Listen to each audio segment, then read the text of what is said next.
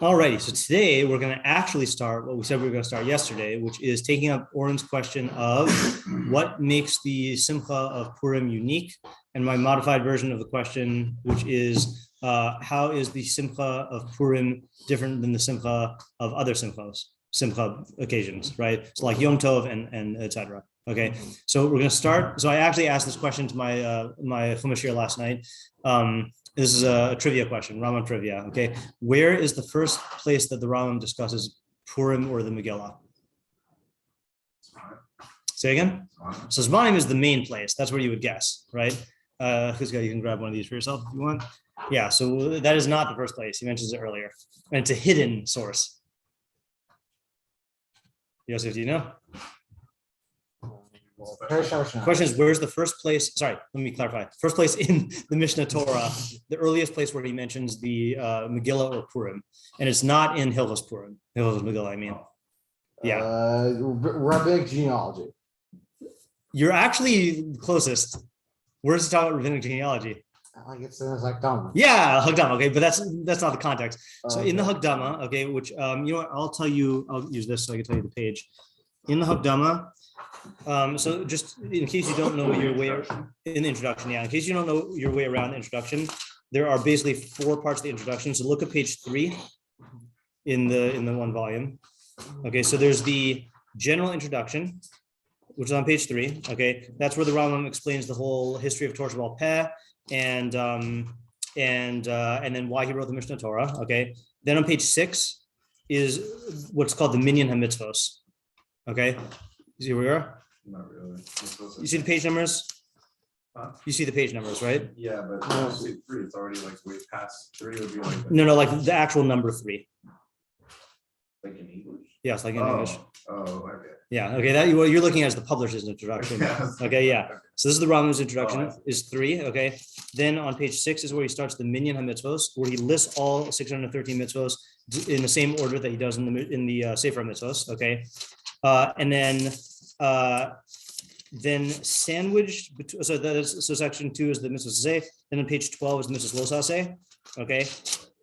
And then the last section is the structure of the Sefer, okay? But there's a little section hidden at the end of Mitzvah Lo Saseh, okay? It's on page 22, okay? At the very bottom. Okay, and this is where he explains the nature of rabbinic mitzvos. And it's very easy to miss this if you don't read the introduction. And even if you do read the introduction, you're not going to like do what we did last year, which is reading through every mitzvah. Okay, so you might miss this thing. And this is a very important thing. And since it's so short, you see where we are? Yeah, so since this is so short, I'm just going to read all of it. Say again? Elohim Sheish, yeah, okay. At the end of Mitzvah Lo Saseh, yeah. After 365. Okay, so he says like this. Sorry. I am not there on the screen. Let me just get there for a second.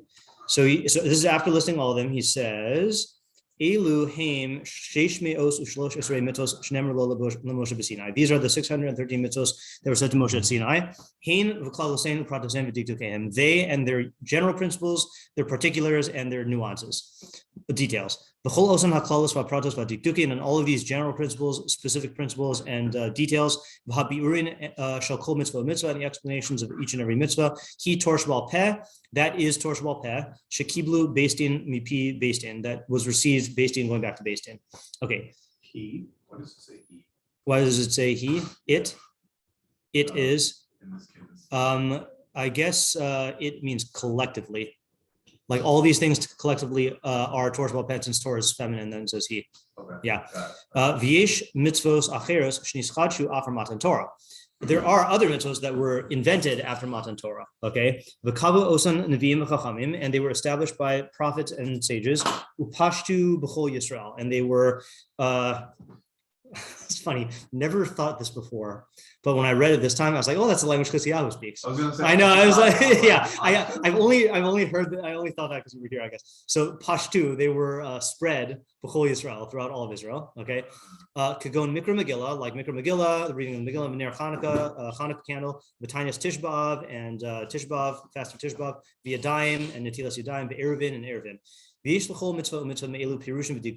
these mitzvahs also has explanations and details.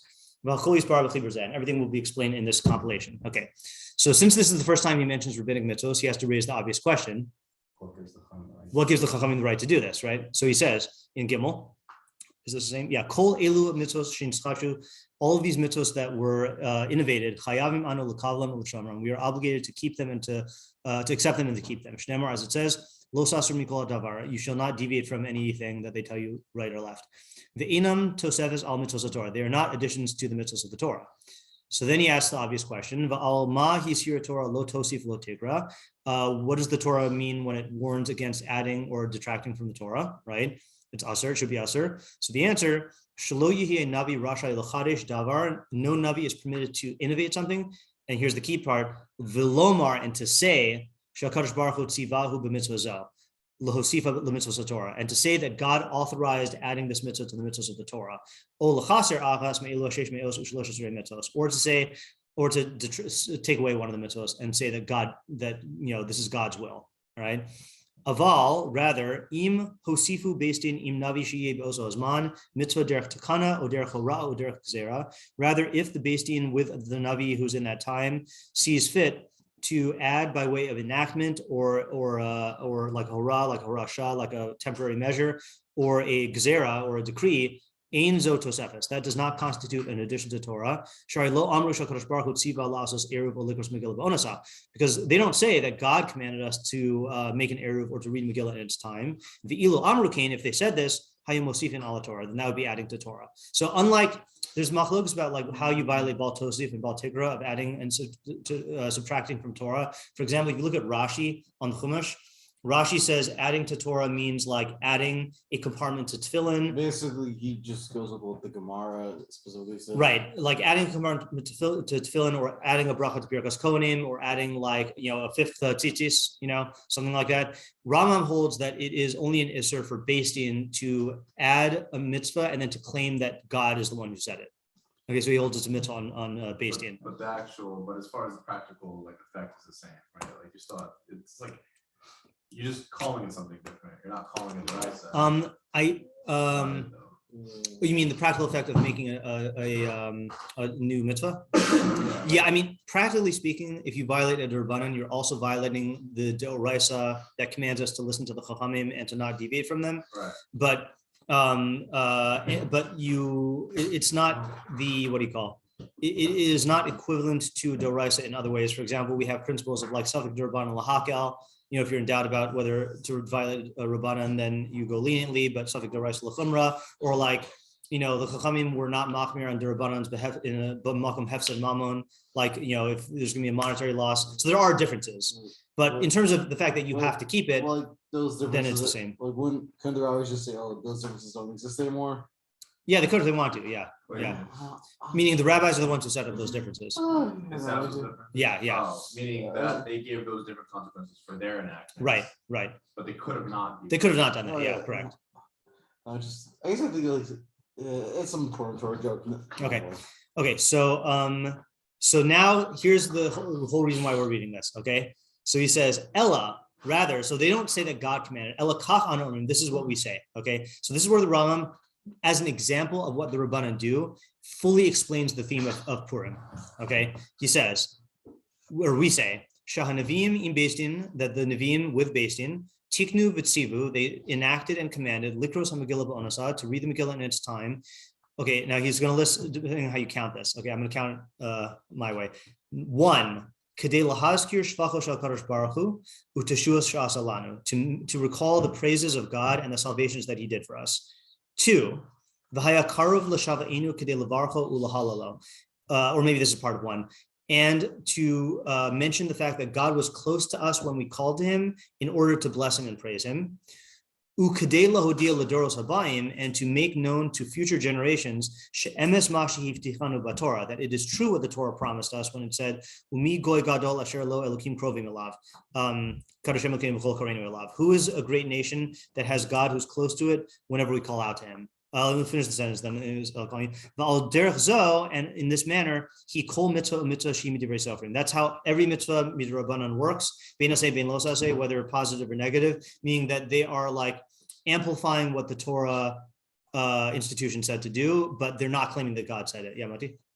It sounds really weird. It's sounding like in order for the Torah to be true, we need like past, after Tanakh, well, obviously it's not after Tanakh, but like after the Torah, examples to show that we're supposed to get. Like, why isn't the Torah enough in and of itself? Well, he's not saying that this is to show that the Torah is true. He's saying it's to illustrate the principle that is stated in the Torah, that God responds to us whenever we call out to him. Isn't that also in the Torah? That is also in the Torah, right? So that's the nature of D'Rabbanans is to enforce or to amplify the themes of Torah, and this is why it was a machlokes between Esther and Mordechai on the one hand, and then the rabbis on the other hand, that like Esther said we need to memorialize this and make it into a holiday. Hold on a second. It's probably I don't know who's calling at this hour, but what do you call it? It's it is. It is to reinforce ideas in the Torah. Like for example, like Chazal say, this is a famous Chazal. Not Rambam doesn't mention this, but that what was the difference between the Jews' acceptance of the Torah at Sinai and the Jews' acceptance of the Torah at the time of Purim? This is a midrash, but Sinai and Purim. yeah, Sinai. Wasn't that Sinai Jews had guns that had the Purim they didn't? Yeah, so at Sinai they accepted it out of fear, right? That's the midrash that God held the mountain over their head. But then at Purim they accepted it out of love. So Rebbe explains, like he's given many shiurim on this, but he explains that basically that at Sinai, obviously it was a big, scary thing, and God had taken them out of Egypt, and and they were in the middle of the midbar.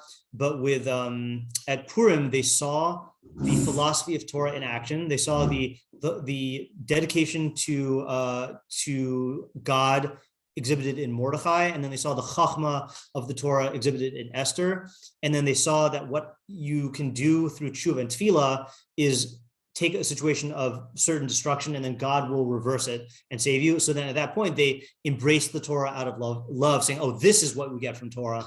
And so Esther and Mordechai wanted to establish that and memorialize it because it would have a bigger impact on people than prior events. So that's like an explanation for why they saw the need to memorialize it. But you're right in that, obviously the Torah itself, God thought that was enough, but he gave the Chachamim the right to memorialize certain things or to make additional institutions for based on the situations.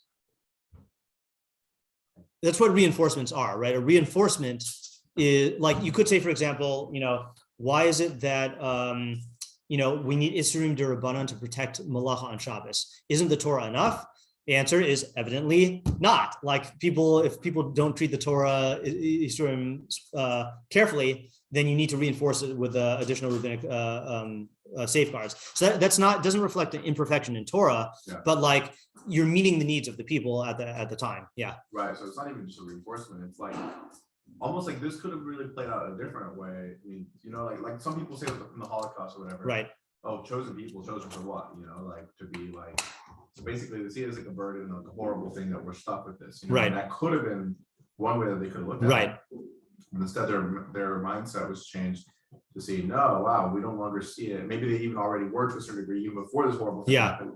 Seeing it as this thing that they have to kind of hold to, but now it's wow, we get to do this thing. Right. It's a different... Right. And that's a good example also. If we have had a Sanhedrin with a Navi in the time of the years from the Holocaust to the founding of the state of Israel, I don't know for sure, but you would assume that they would find some way to memorialize that in order to frame it in a way that is in line with Torah values. Why?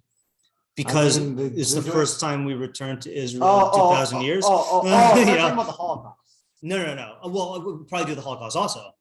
Well, Israel, 100%. Israel, I see Holocaust. 100%. If they did Beitar, or other if they did all the stuff in Megillah's Tinius, about all these other minor tragedies, Holocaust is up there in terms of things that happen to Jewish people. They would make it into a day of mourning. Did they sing for Beitar? They instituted the fourth bracha of the. Never mind then. Right. I thought they did nothing for Beitar. And also, and Tishbav, right? Tishbav is also Beitar, right? Wait, is it Tishbav? Tishbav, I think, right? Okay, that's just another thing we'll just okay. Yeah. Basically, I thought there was nothing Beitar, Beitar and Holocaust about the same level of horrible. I don't know. It's debatable. Yeah. Both were bad, but yeah. Sorry, what was that? What was the question? Asking what you're saying, if what the question is, and I think you were saying that if there was a Sanhedrin around, during the Holocaust period, for example, right, they would have enacted a day of mourning or some sort of commemoration. Right, they would have made it because you see what happens now is basically the Holocaust Memorial Day became hijacked by non-religious. It was never framing. hijacked. They were the ones who made it. the hijacking doesn't make any sense when they're the ones who made it. Okay, well, I mean, you can make something that can get out of your hands. Okay, and as in the knowledge field, if they're the ones who make it, you can't really describe it as hijacking it. Well, what they wanted to do, I mean, my understanding is that they wanted to make Holocaust commemoration on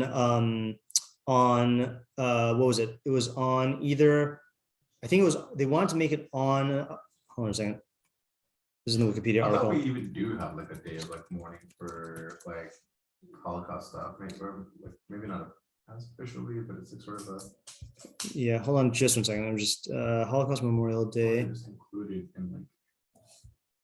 Yeah. Okay, fine. First, I guess there's two things. There's the like international. It's one of the things we're allowed to learn about, right? Okay, yeah, so on Tisha B'Av, but they wanted to make it things, one thing at a time. One thing at a time. Let me just say this part, then we could take turns. Okay, so they wanted to make it either on I can't remember, on Asara B'Tevis or on Tisha B'Av, and what that would have done is it would have incorporated into the pre-existing halachic framework of national fast days where we recognize that this happened because of our sins.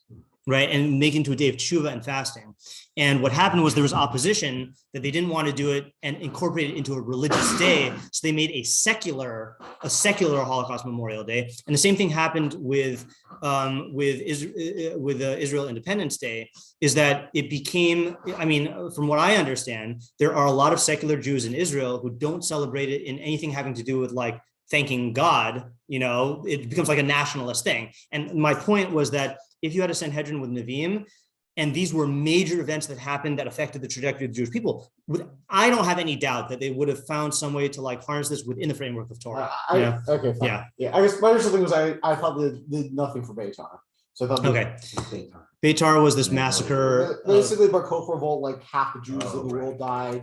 The Roman Empire crushed the Jewish revolt, half the Jews died. Right. It was a horrible thing. Right. Like I said, about the level of the Holocaust. Yeah. Okay. So this is our clue number one. Okay. Clue number one in answering our question about what are we happy about on Purim. So we are happy about the fact. Well, we know this just from the events, but we're happy that God saved us. But it's not just that God saved us; it's a demonstration of this principle in Torah of Umi Goy Gadol Asher Lo Elokim Krovim Lav B'Chol Kareinu Elav. Who is a nation that has God, who is close to it whenever we call out to Him, and we're celebrating God fulfilling that promise throughout the generations, and that's like a cause for simchah. Okay, so that's like fact number one.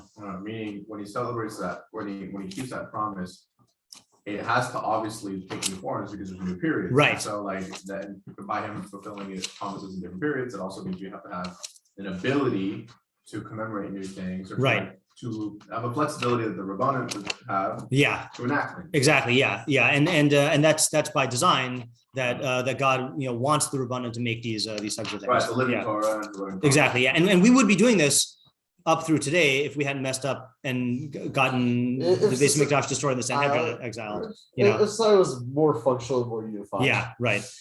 Okay, so now for the rest of today, let's do an overview of key halachos of Purim. Okay, so this is found at the end of Sefer Zmanim in Hilchos Megilah וחנוכה. This is on page 303. Okay, and we're not going to do all the halachos. We're just going to do key halachos, which will be determined by my whims. There are not that many. Yeah, it's 2 chapters in Hilchos and Megilah וחנוכה. Okay, so so let's just do the first. Let's do the first 3 halachos, okay? Because this is the introduction to the mitzvah of Kriyas Megillah. Okay, Kriyas Megillah b'zmana, the reading of the Megillah in its time. Mitzvah saseh midivrei sofrim is a positive commandment from the rabbis. V'hadvarim yaduim, it is known matters, shehi takanas neviim, that it is an enactment of the prophets. Okay, what do you think he's referring to when he says it's known that it's an enactment of the neviim? In Tanakh? Yeah, I think he means because it's in Tanakh that, like, it says in Tanakh that Mordechai and Esther were the ones who started this. It doesn't say that they're neviim, that's true, but it does say that it is it is a good question why it says neviim, right? Yeah, it's interesting. Yeah. Nevi'im means something like not always so like technical, like in a knock sense, can it be more loose? Navi literally means I believe it literally means a speaker or an articulator. Okay, but when the Rambam uses it, the assumption is that it's a navi with nevuah. because I think that is the main usage. And the Rambam holds that in order to make a mitzvah d'Rabbanan, you have to have a Navi instituted, it seems. Got it. At least that's what we just read. He says, Basin im hanavi. So we would, What? so even if we had A mitzvah, not any d'Rabbanan, but a mitzvah d'Rabbanan. What's the distinction? The mitzvah is, the distinction is that there's. You know where's the basement? Right over there. And so does that mean that if we had a Sanhedrin, but we didn't have the iyun, we still would be able to make mitzvahs? The Rambam implies that you need a navi to make a new mitzvah, and I don't know why, but the Rav has a yahrzeit here on it, I believe. But to make other types of d'Rabbanans, like a gezerah or other types of takana or a minhag, then you don't need a navi. Okay. Yeah, I'm not sure why. I think it's possible. Yeah, I'm not sure why. I'm trying to think if we did a shiur on it last year. I can't remember. Okay. Everyone is obligated in reading it. Anashim, men, v'nashim, women, v'gerim, converts, v'avadim, v'shukrarim, freed slaves, and we train the kids to read it. Okay. Just a clarification here, even though it's not necessarily necessary. Okay. Rambam holds that the mitzvah is kriyas ha-Megilah. Okay, and that everyone is obligated in reading the Megilah, right? Now we fulfill our obligation through Shemaya Ka'oneh, that we hear it being read and it's as if we were reading it. There is a shita, and I don't remember who holds this. There is a shita who holds, for some reason, that for men it's reading the Megilah, and for women it's hearing the Megilah, and that's why they hold that women cannot read the Megilah for men. But the Rambam holds that it's reading the Megilah is the mitzvah for everyone. Okay. Why does he mention Yerim in this? As if that's So not like... it's a good question. Like you don't need to, he doesn't mention Gerim for all other mitzvahs, right? And you would assume, since they're like a 12. Yeah, I've never gone. Oh, you know what I meant to do? Hold on. I'm going to use the Makbili one because it has the commentary. And does he say? No, he doesn't say. Like I would get Yeah. if we were talking about something like a Kohani, like a Navoda. Yeah. But then that's something that other, like any Yisrael would not be able to Right. do either. Yeah, so I don't know the answer, but I will. There is a shocking. Hold on just a second. Let me see where I can find it. Yeah. It's just like this feels like the language of Pesach and Chagiga. Yeah, I was thinking Pesach. Yeah, I was thinking with Pesach also. I've never gotten a satisfactory answer to that question about why he needs to mention it. And it's not just the Gerim, is the fact that he says Hakol. Like it seems like the emphasis that he wants to make is that it's like the entire. Like the entire Jewish people, like a part of me is just trying to think about how they're picking apart the first Mishnah in Chagiga. In what regard? Well, I guess in the whole each individual word and the reboy. Yeah, I don't know. Yeah, so it's a good question. If maybe I can see if I can find an answer to that for Monday. Sure. Okay, yeah, but I'm definitely raise the questions that you have. That's because Like so, you said the Jews accepted the Torah without a gun to their head. Right. So maybe it was like saying the Jews are gods. So that includes everyone. Without a gun. Yeah, I mean, see, in the realm of Midrash, like it makes sense to mention these types of things, but it's weird in halachic work to like single out Gerim and also to single out freed slaves, because freed slaves halachically, like, I mean, that is a type of Geros. I mean, it's just weird that he has to say that also, Right. like you become a full Jew. Yeah, I think he's making different classifications. Right. Does it matter the order that he says it in? Well, the order he says it in does seem to be like how close you are to the Jewish people, right? Like, I mean, it's the same order we say in brachos in the morning, right? Shalosani goy, Right. or I mean, Shalosani isha and Shalosani aved, right? Oh, is that the same order? So meaning, no, it's not the same order. Never mind. Last. Well, isha and then eved. So yeah, Ger, I guess it's a different order. Yeah. It has the same havmias as the Kohen Pesach or Chagiga. So that's what I was wondering, because the thing I was going to say is shocking is that there's, you know what a ribuy is? No, you guys always use it. Sometimes I sort of understand this. Yeah, so ribuy is when you have a category that of, let's say, people. It's an inclusive. It's like an includer.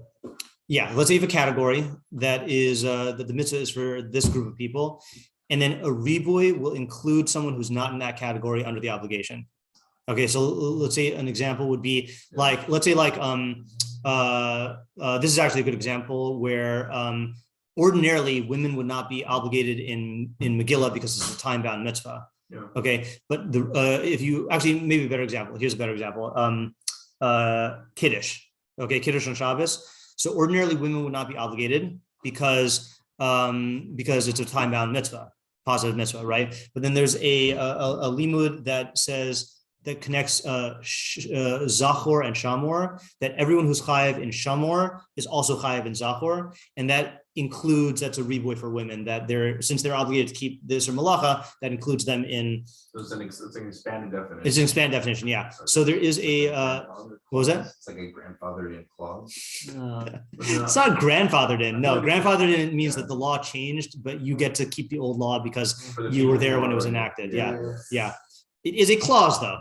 It's just not grandfather clause. So the shocking thing is, I think people aren't aware that there is a ribui needed to include gerim in all mitzvos. That converting itself would not include you in all mitzvos, but there's a ribui that includes gerim to be obligated in all mitzvos. I just don't remember what the pasuk is. This is held at like university. Yeah, it's like it's every individual thing, or is this like a one for kol, all mitzvos. It's by a Korban Pesach thing. I just would don't this be know. the answer to this, or are we saying that even then, since now we know that, then we don't need to say it again? So what Yosef was suggesting, I think, was that maybe that that he's saying this like that there's some sort of ribui, that you might think that gerim would not be included in this mitzvah, and like they are included. I have to look into it. just saying that. This is in the Megilah, yeah. Go ahead. Oh, that's a pasuk in Megilah. It might be, yeah. Okay, if you need a pasuk to do a reboy onto all the gear for all the mitzvahs, then the Megilah, which is an entirely new framework, maybe also because it's not included in the original deraisa. So you have a havmi. It's a pre drush deraisa. That's interesting. That's an interesting notion. Yeah, I guess I don't know enough about the interaction between those drashos and this and gerim to know. So I think. Did you always know how to understand people what they're saying right away? Because when people say something like that, I'm like, what? I as a high school teacher, I got a lot of practice of a lot of people saying things in different ways, and I have to listen with the third ear to I sorry for interrupting you. No. Well, yeah, you can apologize for interrupting me, but not for you don't have to apologize for the way you speak. Okay, so let's see if this is the what do you call the limud, because it says like this in Esther 9:27. Kimu v'kiblu haYehudim alehem. So they established and accepted, the Jews established and accepted upon themselves, ve'al zaram, and on their offspring, ve'al kol hanilvim alehem, and on all those who attach themselves to them. And I believe that's the gerim. Okay, let's see if anyone actually gives that drasha. Attach themselves to them. So there is a ger is someone. So people make this mistake of thinking that a ger is equal to a Jew. Like a born Jew, and anyone who learns like halakha can see that that's not the case. Like that there are many differences between gerim and Jews. We can't marry like a Kohen. Right, can't marry certain people, and also there's an interesting thing that people don't realize that there's this is a whole separate shiur, but there's we did this last year in Rambam, I think that okay, so let's say you see someone who is let's say you see me or Chizkiyahu and a minion, right? And we're presumed to be Jews, right? Because we keep halacha and we said that we're, we converted or whatever. So you don't need to check us out and verify that we're Jewish. However, when any ger gets married, then there is no presumed status that they're Jewish, and you actually have to bring proof that you converted, So there's different standards that apply.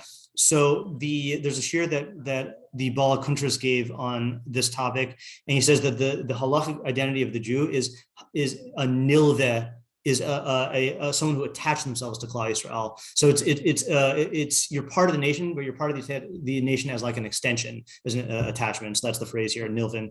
Does that also apply to moms, or do they have to? For instance, you're not supposed to check a mom's, is that correct? Oh yeah, I don't know. I'm not as familiar with the mom's thing. So it doesn't appear that there is a limud.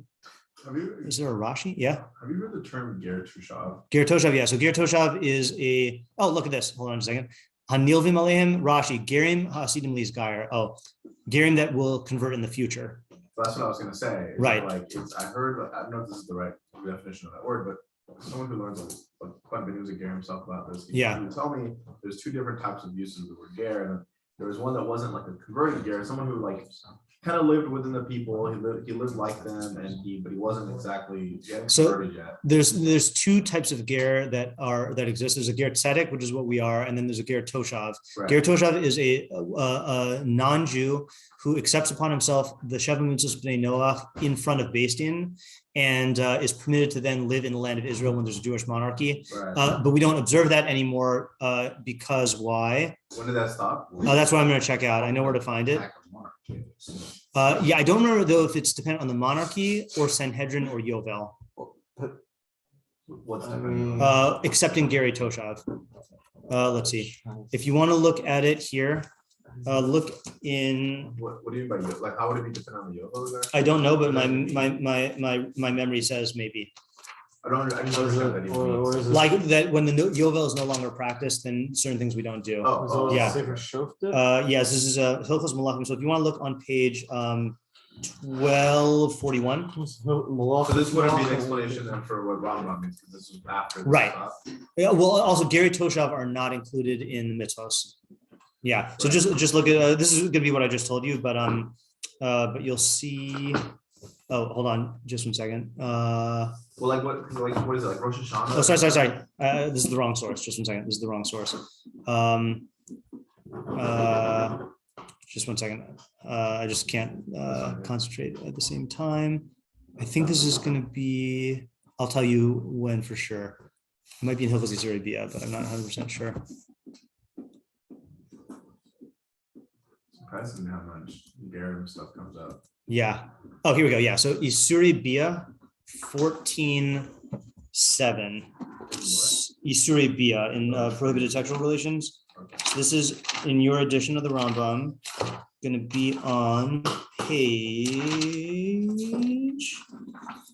421. Thank you for the drum roll. 421. Yeah. Halacha Zion. See it? Yeah. Okay. Ezehu ger toshav. Who is considered a ger toshav, which means like a resident convert? Zeg goy. This is a non-Jew. Shekibel alav shalol yavod avodah zara im shar hamitzvot shenitzavu b'nei noach. Who accepts upon himself to not worship avodah zara, along with the other mitzvahs that Bnei Noach were commanded in. V'lo ma v'lo tavel, but he did not have bris milah and did not tovel in a mikvah. Harizeh mekabel nosa. We accept him. V'harihu mechasidi umos olam, and he is considered one of the pious of the nations of the world. V'lama nikra shemo toshav. Why do we call him a toshav, a resident?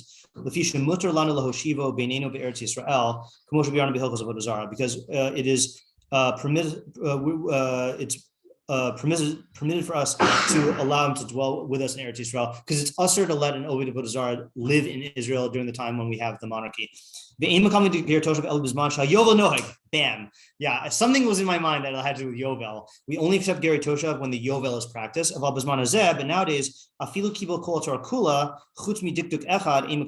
even if he accepts upon himself the entire Torah except for one detail, then we don't accept him as Geri Toshav. He still can convert as a Geri Toshav. That's how it happens legally right now in Israel.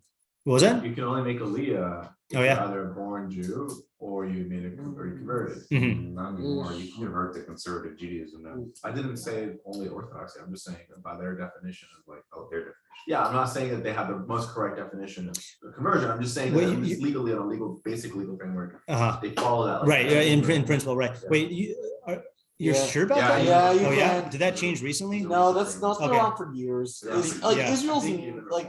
Keep in mind, Israel was not founded by religious people. No. That's not what I'm saying. Because I know tons of people. I'm pretty sure it's been around since the 70s. Let me finish the sentence. Sorry. Okay. Sorry. End of the week. A little impatient. I know a lot of converts who are not even allowed to get married unless you convert with certain specific bate din in the United States, that have the stamp of approval, or in certain places in the world, which is why I'm shocked that you're saying that there are different standards for conversion, for making aliyah versus all of the other functions which they care about. There are. Marriage is handled by the rabbinus and aliyah is handled by the government. Okay, that makes sense then. Yeah. Yeah. Okay. Makes So sense. like internal religious things are still under the. Mhm. Okay. So there still is that problem. Okay. So that's what a ger toshav which is. is now a big Right. problem. And so I'm pretty sure that when the Rambam says ger, if it's unqualified, he means ger tzedek. Right. But the interesting thing is the Torah, when the Torah says ger, there's often, if you often look at the Rishonim, you'll often see a machlokus Rishonim about whether that is a ger tzedek or also ger toshav. For example, I believe, Or also, or just or. or also, Or. yeah. So for Never example, what was it? No, but they're never, the machlokus is either or also or ger tzedek, but never just or. I don't think it just means a ger toshav unless it says toshav, you know. Okay. But there is, I think, you know, there's the mitzvah of the haftam as a ger, right? You should love the ger. So I believe the Rambam holds that that's only about geri tzedek, but I think the Rabag holds that that's also about geri toshav. Gary tzedek is a complete ger. Yeah, complete geri. Yeah, yeah. Okay, so how do we get there? Oh, because we were looking at this pasuk in Esther, which says that they accepted it upon themselves and on everyone who is attached to them. And the Rashi says that it's the gerim who are going to convert in the future. So it's possible that that's where the Rambam's getting from, but I would want to see this as a halachic drasha, and the fact Does that that mean that the gerim prophetically, are they saying that? meaning that when the Jews accepted this upon them, it sounds like what you were saying, Yosef, that when the Jews accepted it upon themselves, they actually had to make a separate clause that they accepted it upon themselves and like future gerim, you know. Why? Otherwise, apparently, it wouldn't be binding on future gerim, which I don't understand that that's how Durbanans work. Like, I'm not aware that like Tisha B'av had to be made for like native Jews and for future gerim, you know. So I don't know why it says this. Yeah, so Yeah. confuses me, the reasoning. I get that that's explaining it. Yeah, Also Hanukkah. Hanukkah also, right. Are we saying a little bit of why? What was the reason? Because Say what you said again. If the Torah needed a drasha to include that the Torah was needed a drasha to include everything for Gerim, then the drasha wouldn't apply to the bonds because obviously it didn't exist when the Torah was made.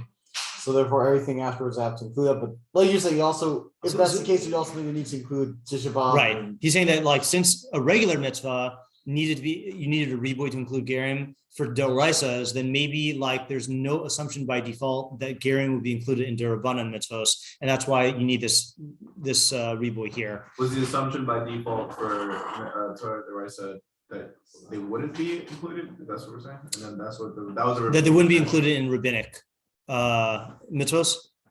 No, is it?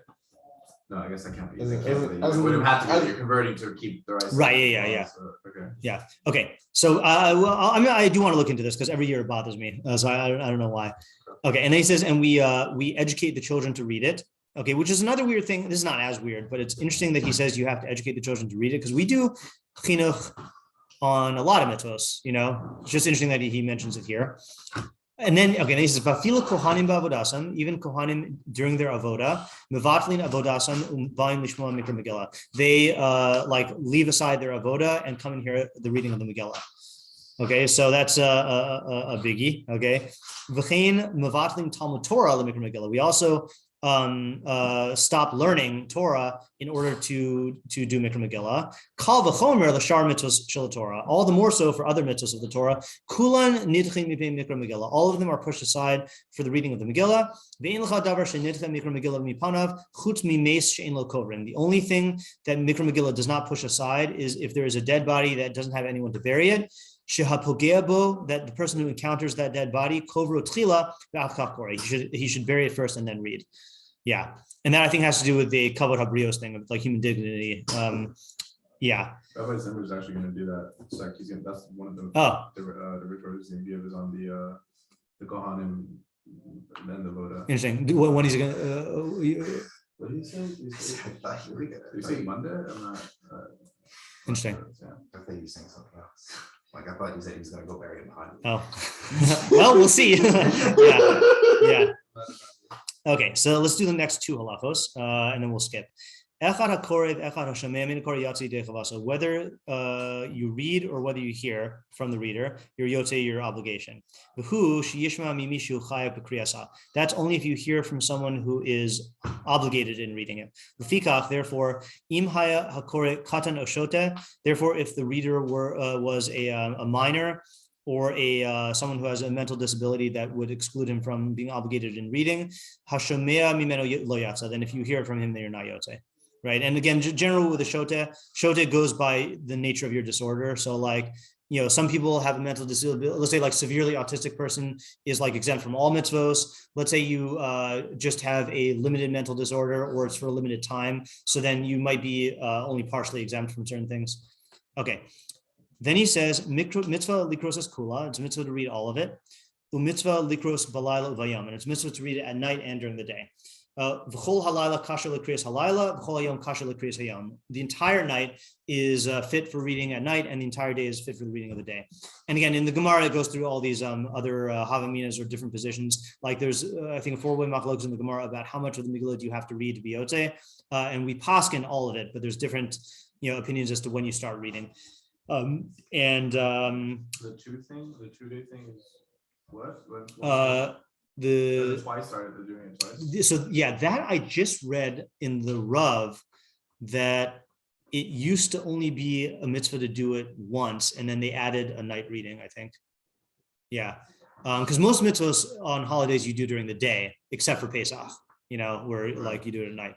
Because that's like specific to this. That took place at night, right? Okay. Umavarach kodem kriyas balayla shalosh brachos. We read before. We make the bracha before reading it at night. 3 brachos. Baruch atah Hashem Elokeinu melech haolam. You Hashem, the source of blessing, King of the universe, our God, King of the universe, who sanctified us with his who sanctified us with his mitzvos, v'tzivanu al mikra Megilah, and commanded us on the reading of Megilah. So that's the first one.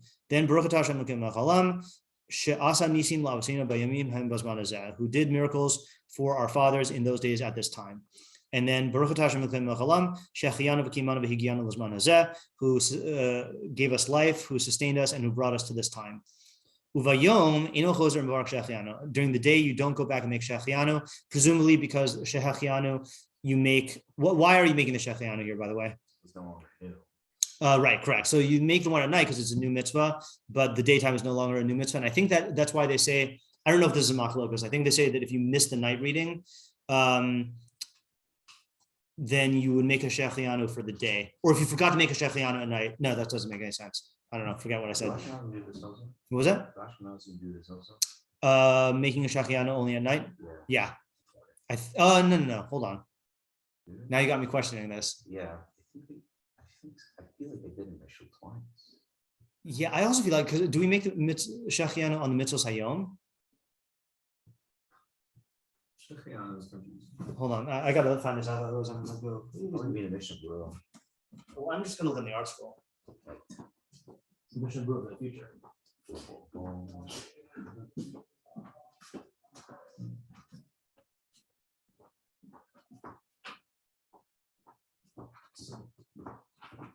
See, this is, people always wonder, how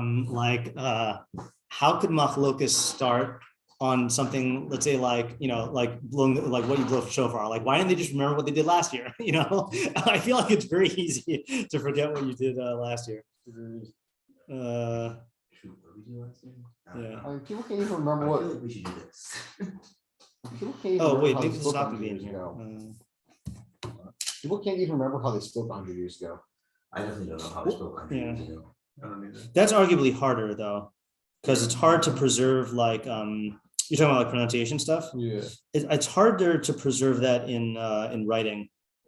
Yeah, I don't see what you're saying. That's something I've been wondering about, is how are accents going to change now that we have like so much recorded data, and it's going to be slower or faster, and then Yeah. It's going to change. Well, because you hear somebody do something new quicker. Yeah, everybody has more access. It'd be slower if we retain their access. Yeah, okay, so it could be faster. but you're right. You're the Mavarchim Gimel brachos lifnei kriya bein laila ubein bayom. We do 3 brachos at night and during the day. Yeah, I never noticed. 3 brachos at night. Yeah, hold on a second. V'choyim kashal kriya Mavarch b'laila shalosh brachos. Yeah, why does he say only b'laila? I just never noticed this before. Okay. Interesting. So yeah, okay, fine. Sorry, okay. Yeah, can we think about it? Let's think about it. Okay. Because he does say Belila, right? 3 brachos Belila. So Does he say anything about biyom at all? or they're trying to say Rambam and Ashkenazim are agreeing? No, the Rambam was disagreeing with Ashkenazim. Right, but the question is why. No matter what, do it in the night, and then we can do it again in the next. day. So the next day, it's presumably according to the Rambam, you would only make the bracha of I gotta look at the Rambam Siddur just to make sure that this is what the Rambam actually holds. Just because this is so shocking, I never noticed this question before.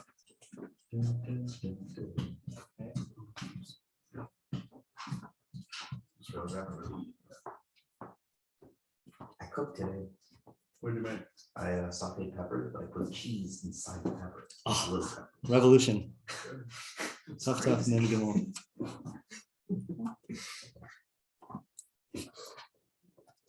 Oh, I meant to ask this on the chat. Anyone like vodka sauce, like pasta vodka sauce? Sure. I don't think Okay. I know what it is. Or, It's really good. I'm sure But I can bring it. I believe you. I've never been one to not like I'm open to trying things. Okay, so I can bring. All right, Purim, Korim, B'Shachris, we have okay. There's a Baruch, fine. He just brings down the Rambams. I think. Is that just what he does? Really? Does he even bring down the brachos? Interesting more brachos, huh? Yeah, he doesn't even bring down the brachos from reading the Megilah. It's so weird. I don't know what. What is this? This is in the Rambam Siddur, which has like everything except a few random things. Is the Rambam consider Sephardi? He's like one of those. No, it's Rambam. It's a Rambam. Rambam's Nusach. He's like one of those things Oh, I didn't even realize that was a separate thing. Yeah. where they're not sure, so they don't know if it's like a separate mitzvah, so they do it twice and say it's also including like afikomen and not mishlach mano and stuff. Yeah, the only thing I'm questioning, I was thinking that also, that you mean when they make it at night, then they're saying that it includes the mitzvahs that you're going to do during the day? No, for the night is just for the Megilah, and for the day they don't know if like the Megilah is a new mitzvah or not. So they say it includes like mishlach mano. Oh, you're saying why Ashkenazim do make it during the day? Yeah. What I'm wondering is, I know an answer. I think maybe I don't. No, you know why? Because so this is a spoiler. Hold on. Okay, actually, we're going to read this in a little while. I think I'm going to be able to answer it in a little while. Okay, but let's finish reading this halakha, then I'll try to answer it. So then he says, we didn't read the last bracha. Uvayom ino chozer mevarach shechianu. Okay, right. So there he says it explicitly. I should have just finished reading the halakha. Okay, you don't go back to shechianu. Umakom shenagu levarach achareha, and a place where there's a custom to bless after it, which is another question I've always had and I don't get. According to the Rambam, you can't just like make up brachos. And any bracha that Chazal didn't establish is like not a bracha, So it's weird that this bracha developed as a minhag, right? I mean, unless you say Chazal set it up as an optional bracha, but that's a little weird. Yeah. So what is it? So Hakel Haravas Ravino, the God who takes up our cause, Vahadanas Dinenu, who judges our case, Vahanokim Esnik Masenu, and takes revenge on our behalf, Vahanifra Lanu Mitzareno, and Nifra Lanu Mitzareno. That's an interesting one. Nifra usually means to punish. Nifra Lanu Mitzarenu. That's how I would have said it from the way it sounds, but Nifra. Oh, punishes the ones who afflict us. Yeah, I'm back and forth between whether Sarenu means those who torment us and he punishes them, or Nifra is some other weird usage of like delivering us from our tsar. Saying is it me or is it like the doer man, right? Because it would have to be if it's from our. Yeah, but if it's the afflictors, it's also a man. Oh yeah, look at you don't have the footnote. Look at my footnote here. He punishes our enemies in accordance with what they deserve.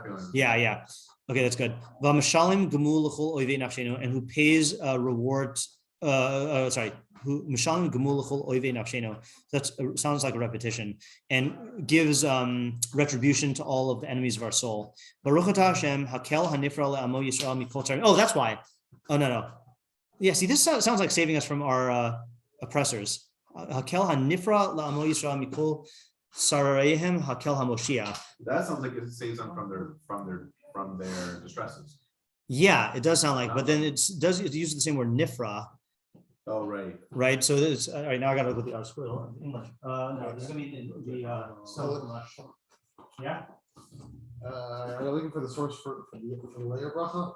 No, I'm looking for how they translate nifra in both cases. Right, it's not. Let's try it.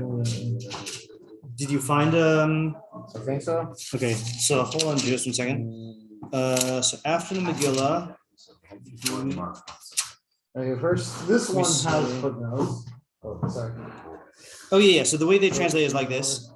Who brings just retribution upon the enemies of our soul and exacts vengeance for us from our foes. Blessed are you, Hashem, who exacts vengeance for his people Israel from all their foes, who brings salvation. So they translate it consistently. Both of them are meaning the cause of punishment, deliverance. Yeah. No, both the Tsarianism I'm saying are both. Oh yeah, correct. The people who I think so. Yeah. Unless the word tsar, I didn't know. Tsar also can on itself mean afflictor, even without the mem. Like that's the phrase Esther uses about Haman. Ish tsar va'oyev, the afflictor. Yeah. Well, that makes sense. Fine. So where I found the Gemara. Can you summarize it? Basically, just the Mishnah actually just says that. The Mishnah just says The Mishnah just says Mag Mishnago? Yeah. Okay, fine. Okay, so it's a question on the Mishnah, not on the Rambam. Yeah. Yeah, well, ish. It makes sense to say they call it because the adjective is still ish. Ish tsar. Mhm. It'd been more convincing to me if he had said tsar. She just said, "Oh, this is tsar dude," without saying ish. So I bet they have drushos on why it says ish. Like that nan. Yeah, I'm not sure though. But I mean, I can still see it. Yeah. From here. Okay, so now I think we can answer my question on why Shechian is omitted according to the Rambam on the day, but whereas Ashkenazim say it. So let's skip. Oh, actually, before we skip, go back. So the practice of the Rambam is in the beginning of every section of the Mishnah Torah, he lists which mitzvahs are going to be included in that section, right? That's called the koseres. But for Durabanan ones, he doesn't identify which mitzvahs they are. So if you look at the very beginning of the section, like right before the first halacha, it'll say, Yesh bichlal and shtei mitzvos aseh midivrei sofrim, ve'ina min minyan. There are 2 rabbinic mitzvahs, and they're not included in the count. Okay? So what would you guess the mitzvahs are in Hilchos Megilah וחנוכה? Lighting candles and reading Megilah. Right, that's what you guess, right? So the first one is Megilah and the second one's Hanukkah candles, right? So here's the thing though. You've got a problem, which is that he also goes through the mitzvah of Halal, okay? So that's already seemingly 3 mitzvahs. That's already 3 mitzvahs.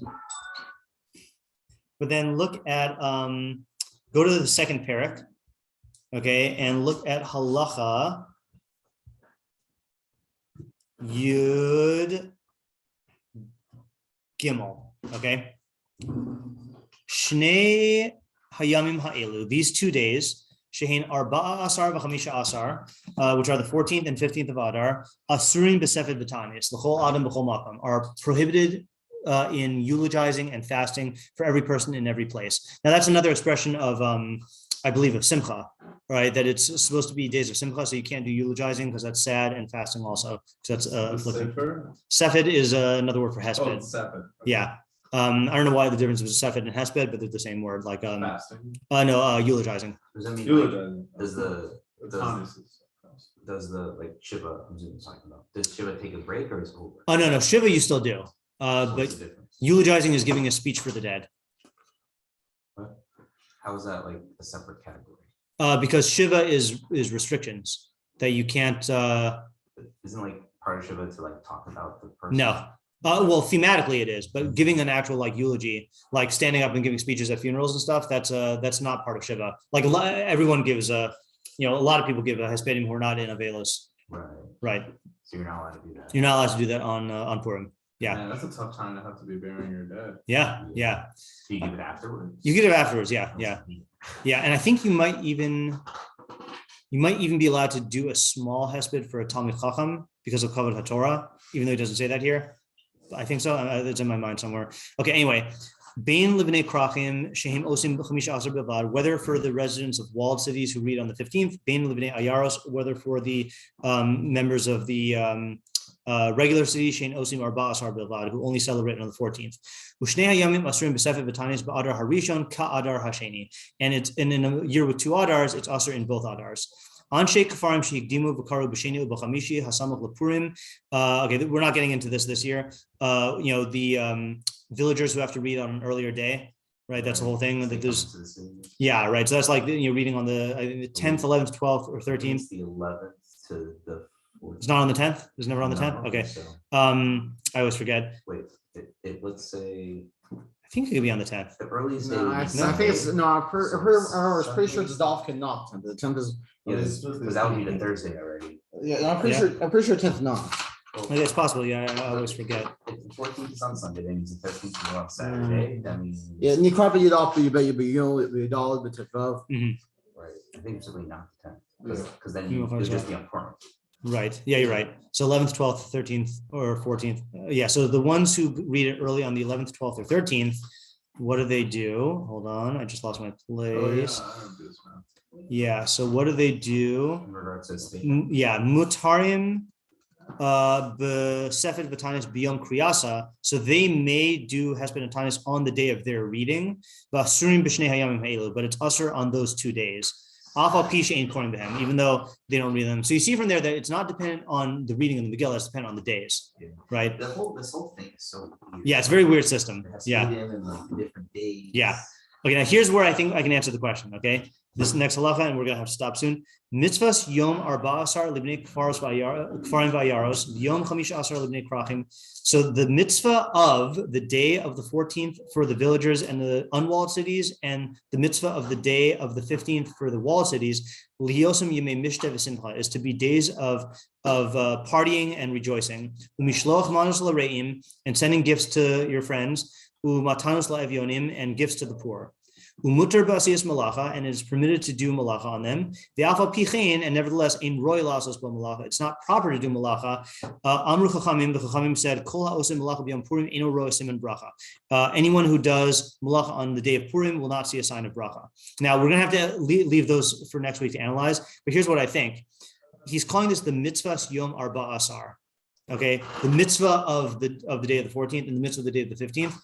So I think, and I might have read this, that the Rambam really holds that all of the mitzvahs of celebrating Purim, of the party and matanos l'evyonim and mishlach manos, are all extensions of the mitzvah of reading the Megilah. That the main mitzvah is reading the Megilah, and that these things emanate from there. So it's possible that the reason why you only make one shechianu is the shechianu you make at night goes on the Megilah and on all of the things that are extensions from it, which is why you don't have to make another one during the day. Whereas Ashkenazim perhaps treat the mitzvahs of the day as their own mitzvah that warrants a shachianu, and since it's a new mitzvah, then you make a shachianu then. I don't know though. I feel like that's the type of thing that the Rav would take up in the Harei Kedem. Yeah. Okay, so we're gonna have to pause this until next week and then come back and finish these halachos of Purim and then do the halachos of Simchas Yom Tov and then compare them. Okay. Thank you. You're welcome. Do we interrupt a lot?